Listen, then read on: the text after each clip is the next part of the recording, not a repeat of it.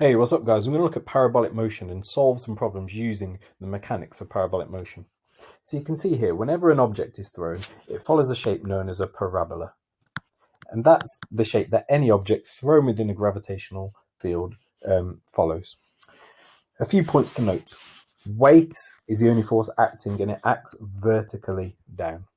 Therefore, the vertical component, which is given by v sine theta, decreases throughout the flight up until the maximum height is reached. Following this point, the vertical velocity increases, and if the ball lands at the same height as which it started, the final velocity will be exactly the same as what it started with, but in the negative direction. We're going to assume that there's no drag, therefore VH is constant, and that's given by v cos theta. The horizontal component is unchanging throughout the flight, and therefore there is no acceleration in this horizontal direction as a result of there being no forces. The final couple of points to note is that the vertical displacement is 0 if the ball lands at the same height as what it started. That's a really useful fact to solve problems with. Finally, at the maximum height, the vertical velocity is 0. Really, once again, really useful for solving problems. So let's get on and use this information to solve problems. So, example 1, we've got a golf ball that's struck at a velocity of 70 meters per second at an angle of 15 degrees to the horizontal. The first thing to do before solving anything is to label everything that you can on your diagram. So let's start off with the horizontal component. We know that we're going to cross the angle here. So the horizontal component is 70 multiplied by cos 15, which is 67.61 meters per second. The vertical component is therefore given by 70 sine 15, which is 18.12 meters per second. So I label that in 18.12. My horizontal component is unchanging throughout the flight because there's no horizontal forces acting. I know at the maximum height, the vertical velocity is 0, and that when the ball lands at this point, because it lands at the same height as what it started, this parabola is symmetrical, so the vertical velocity at the end is going to be minus 18.12. I've labelled everything I can on here, apart from the final displacement, which is going to be equal to 0, because as we mentioned, the ball starts on the ground and it ends here on the ground. Once you've labelled your diagram fully and resolved your vectors, you now need to consider suvat in 2 dimensions, the vertical and the horizontal direction. And these are independent. And the only thing that is common to both is the time. So the time is often a crucial thing to consider and to calculate whenever you're solving these problems. So in the vertical direction, if we're trying to calculate the time of flight in the horizontal range, we know the vertical displacement is going to be 0. The initial velocity is 18.12 in the vertical direction, and the final vertical velocity is minus 18.12. The acceleration due to gravity, we're going to use minus 9.81. And that's everything we know in the vertical direction. Now we do suvat in our horizontal direction. We want to know the range, which we call SH. The initial velocity is 67.61, and the final velocity is the same, 67.61. There is no acceleration, so we can ignore that. So we're going to start off in the vertical direction. So V equals U plus AT is a really simple equation of motion to use. And now we're just going to substitute values in. The final velocity is minus 18.12. The initial velocity is 18.12. And we're going to add minus 9.81 T. I'm going to move this to the other side, which gives me minus 36.24 is equal to minus 9.81 T.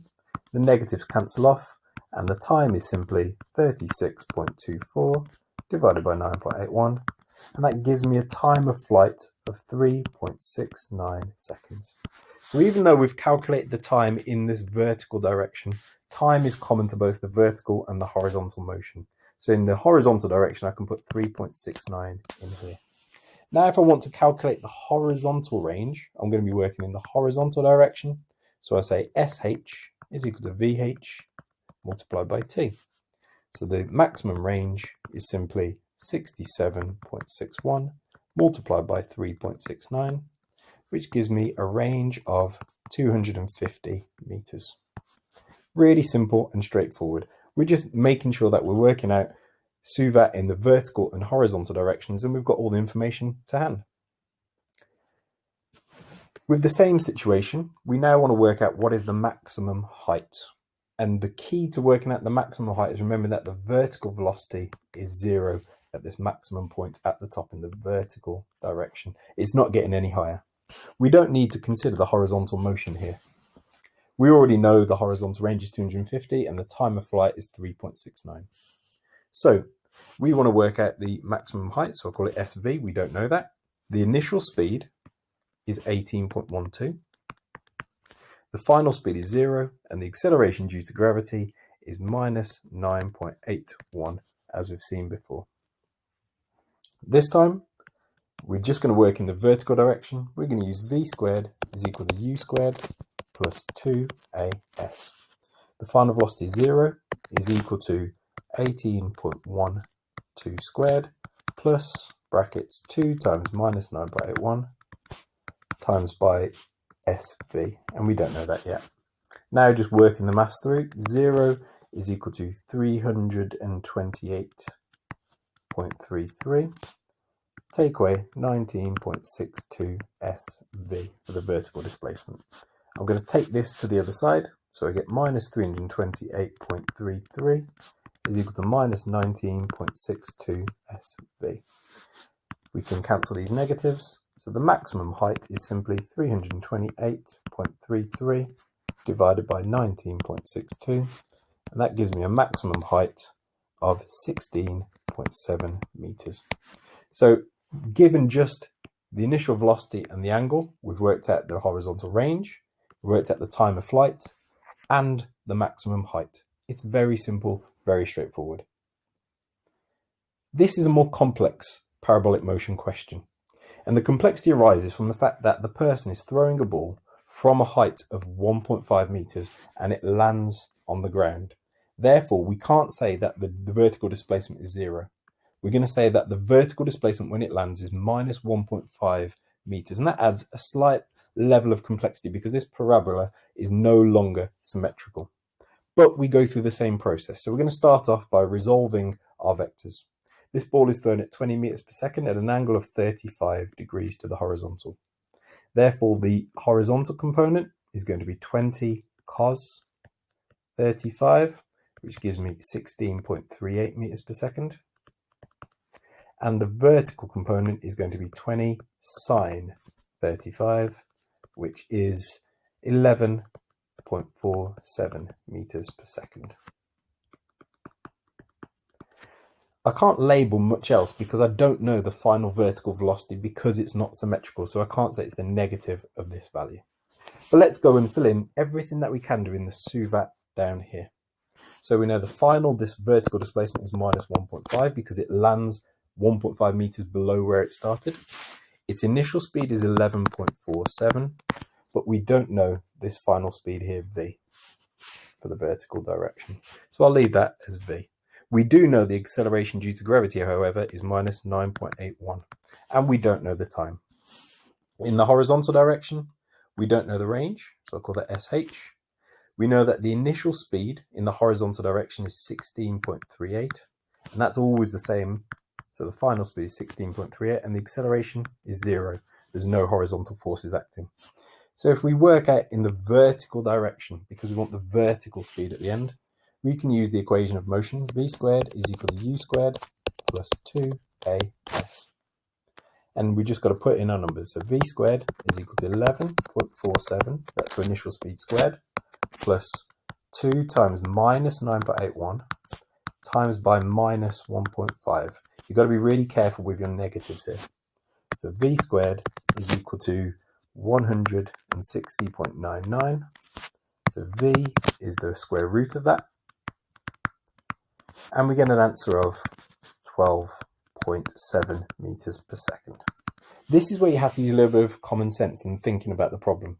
The ball is now going down, so it's going to be a negative route. So it's minus 12.7 meters per second. That negative is really important to put in. If I want to work out the time of flight, I can still work out in the vertical direction. and I can use v equals u plus at. The final speed is minus 12.7. This is where the negative is really important. Is equal to the initial speed 11.47, take away 9.81 t. Moving this to the other side, I get minus 24.7 is equal to minus 9.81 t. The negatives now cancel off, and I get t is 24.7 divided by 9.81, and that gives me a time of 2.46 seconds. So my time is constant for both, so I can fill it in here for both the horizontal and the vertical motion.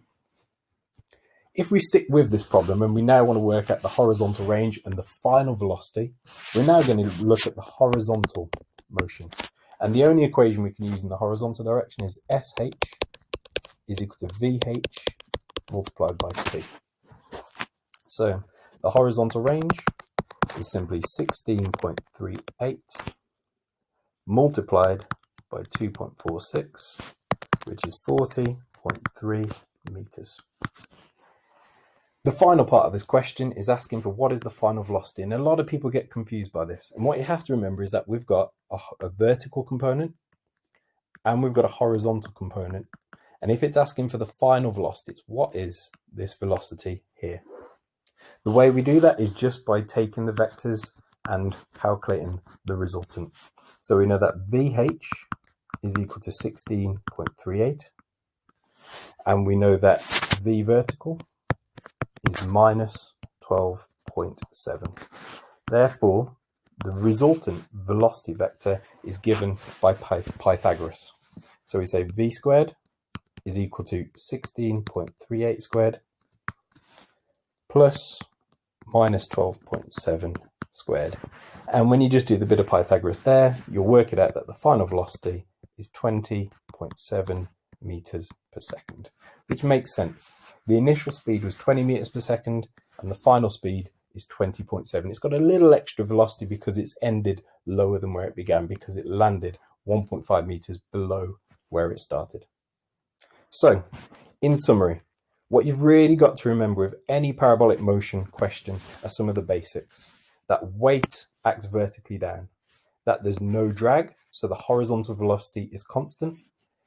If the ball lands at the same point as where it started, the vertical displacement is 0. And at the maximum height, V vertical is 0. Then you resolve your vectors. The horizontal component will be given by V cos theta. The vertical component is given by V sin theta. As I've said, the horizontal component doesn't change, but the vertical component gets smaller and smaller up to the maximum point here, and then it becomes negative. You've got to remember to use all of your equations of motion, which are up here in the box. And the secret to any question, if you're ever unsure, is to calculate the time. And the time is important because it's the only one that is common to both the vertical and the horizontal motion. The rest of it is just a little bit of maths and using the equations of motion, remembering that the vertical motion is independent of the horizontal motion. That's it. Thanks for listening. See you all soon.